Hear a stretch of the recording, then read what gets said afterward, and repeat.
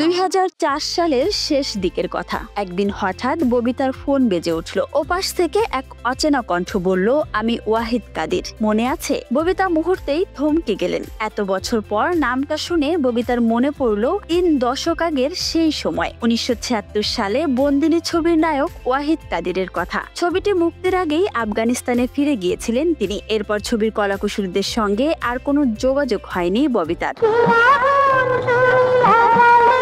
ববিতাকে ওয়াহিদ জানালেন তার নিজের অভিনীত একমাত্র ছবিটি তিনি কখনো দেখেননি। ববিতাকে অনুরোধ করলেন যদি পারেন বন্দিনী সিনেমাটা কোনোভাবে দেখাবেন আমাকে। অনেক কষ্টে ববিতা ছবিটির একটি ডিভি ক্যাম কপি জোগাড় করলেন। ঠিক করলেন তিনি যেহেতু শিগগিরই যুক্তরাষ্ট্রে যাচ্ছেন, সেখানেই ওয়াহিদের হাতে তুলে দিবেন ছবিটি। দেখা হবে, আড্ডা হবে, অভিনয়ের পুরনো স্মৃতি নিয়ে দুজনের হয়তো হাসি কান্নায় ভরে উঠবে মুহূর্তগুলো। কিন্তু সেই দেখা আর হলো না। আকাশ পাতাল কি এত ভাবছেন?